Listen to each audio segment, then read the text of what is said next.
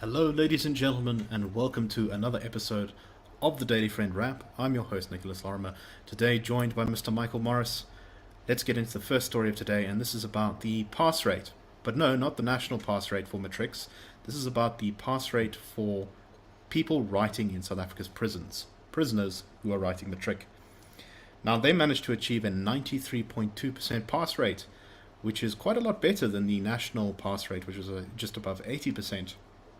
However, when you read the details of the story, you see that only 147 full-time candidates wrote matric from within South Africa's prisons.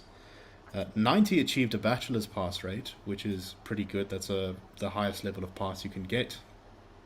But this is still a very low number considering the many thousands of people within South Africa's prisons, particularly the number of the many thousands who have, shall we say, a bit of a shaky educational background. One of the best performing matric students was a guy called Christopher Matthew Ben, who's from the Western Cape, who managed to achieve a number of distinctions, 6 distinctions, and in fact, those included one in geography and one in tourism, where he got 92%. A female prisoner interviewed about the reasons why she decided to write matric. She said, "Writing my matric in 2023, I was writing it for the third time. It was difficult to complete it outside, but coming to prison gave me the opportunity to give it my all because I didn't have any responsibility besides this. Being sentenced to 20 years in prison means I knew the journey had to be fulfilled." Michael, there's varying opinions on this stuff. Some people are very upset when they hear that prisoners are getting educated because they think that prisons should be purely for punishment. However, there is some data to suggest that when prisoners further their education in prisons, that they are far less likely to repeat offend again and break the law again. What do you make of this story? A very small number of people, though, considering what one would imagine is the potential for the prison system to educate people. Yeah, exactly. Um, Possibly in the ideal conditions under which to study. If you do have that impulse to do it, you've got all that time in your hands in a very kind of stable environment, well, potentially stable environment to do it. But as you say, a very small number, 147 full-time students, when surely the potential would be much greater.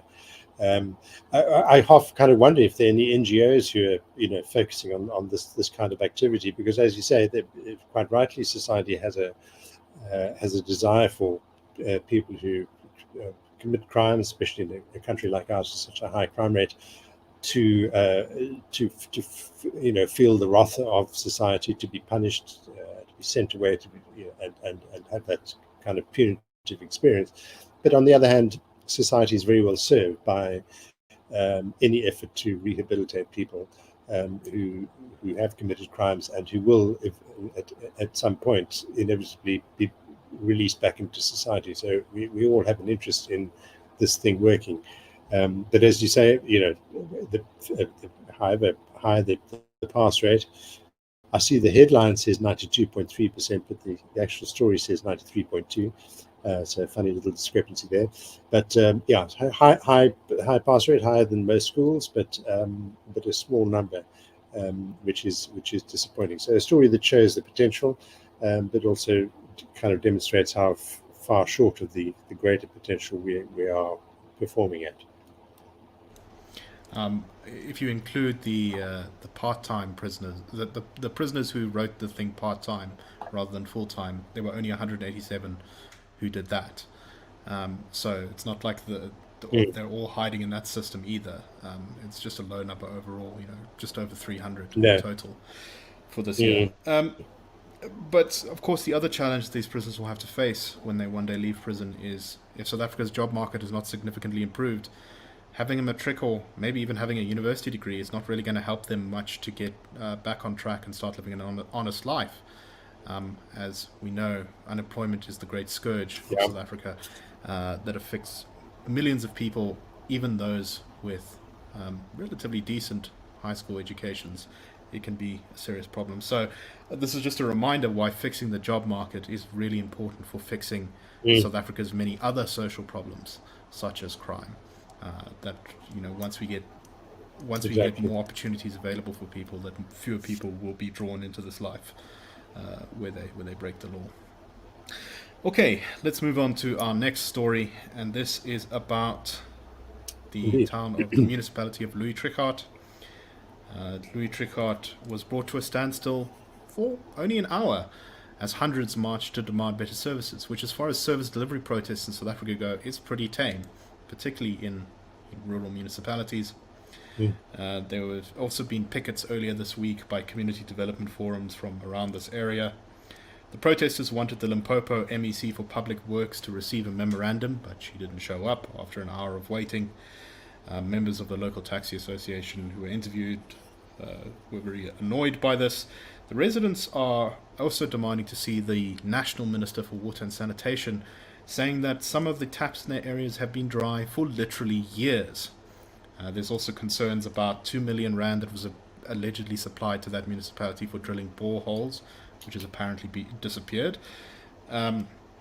And they are also upset about a driver's license testing center which was closed 3 years ago, and now they have to travel 30 kilometers in order to deal with driver's license stuff. They also have complaints about the municipality charging too much for electricity, but that sounds like a little bit of a separate issue to some of these other service delivery failures. Michael, you thought this story was kind of interesting, and I think it is too, in that to me it does suggest that there's a certain degree of actually acceptance of incredibly Mm. poor levels of service delivery here. If you don't have water for literally years, then Yeah. you should be a lot more angry than just a 1 hour Yeah. service delivery protest. What do you make of this? Exactly. I mean, the photograph that accompanies the piece, and unfortunately, listeners won't have the opportunity to see it, but we can describe it more or less as a very orderly kind of march down the street with some police in the foreground, some marshals, and it's all very placid, really. When you think, as you say, Nick, people who have been without water for years and with such great difficulties on various sort of fronts. And then on top of that, being promised that the MEC is going to, would be there to receive the memorandum and then doesn't turn up. So there is a curiously sort of placid atmosphere to the entire thing, but it does show just exactly where the work to be done has to be done. Quite ordinary things, I think, just making sure that officials do their jobs properly, making sure very ordinary things work. This shouldn't be very difficult.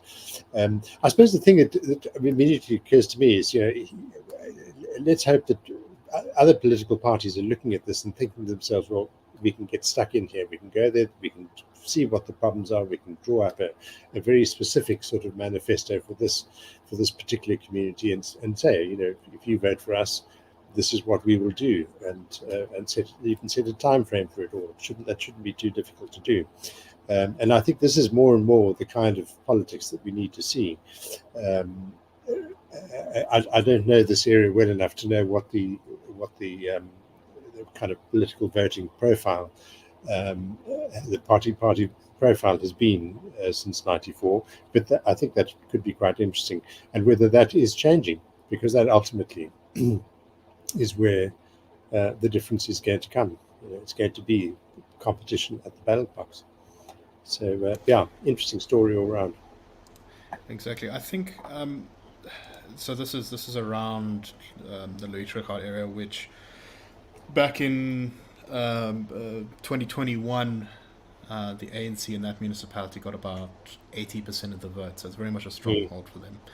Mm. And I must say it's pretty nice to see a service delivery protest that didn't involve any burning tires or anyone having rocks Exactly. thrown at them, and that the minister really, I think, and the MEC, at least, especially the MEC, had a really bad look here by not showing Mm. up because, it's easy to say, oh, I didn't show up because we're throwing rocks and burning tires, but Yeah. when people don't do that and then it's still ignored by government, that's a very Mm. bad look for the MEC. Yeah.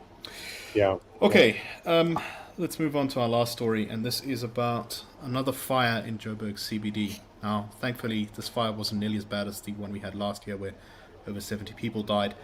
In this fire, only 2 people died, which obviously is awful, but not nearly as terrible. And 160 people were basically left homeless.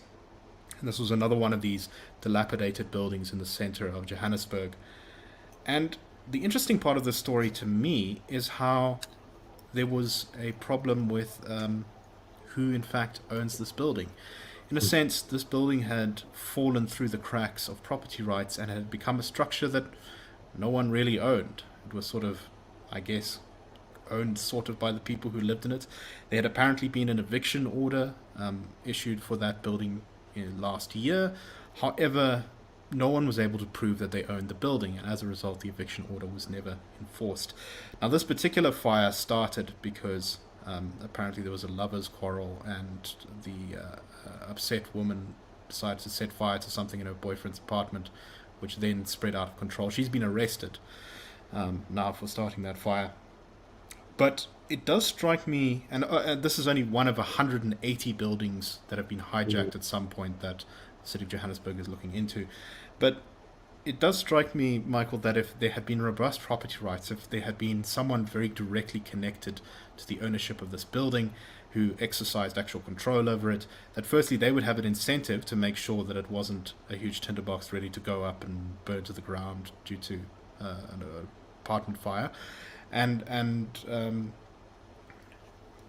second, that this might never have happened in the first place. I'm sure this building was overloaded, like so many of these other buildings are, with way too many people. What do you make of the story? I think that is a very key point, and it's something that is often, I think, overlooked in the whole the South African debate about property rights. It tends to be projected as a subject or debate about the rights of the haves.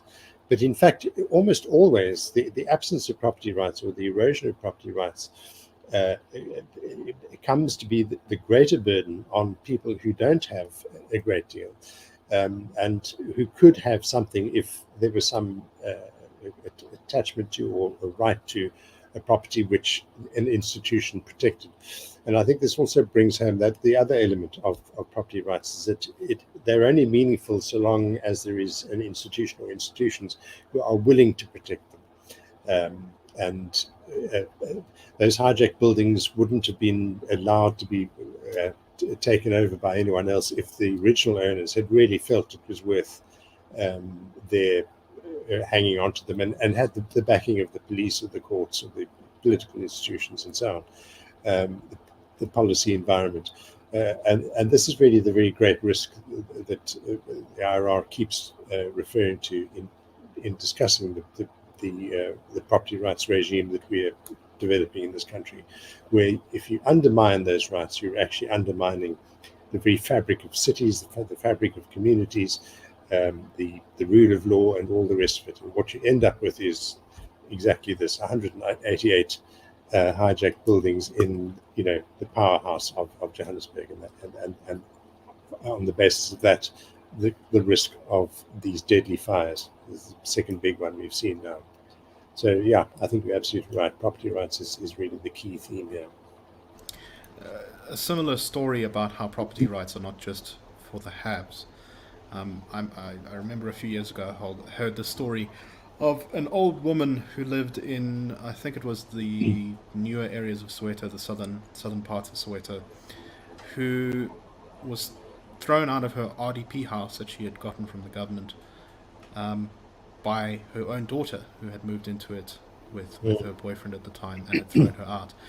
And because the government had not provided her with proper documentation, with proper property rights, with a title deed, all those sort of things that one needs to enforce one's right to ownership, as well as just the police just generally not particularly caring too much, she was now homeless.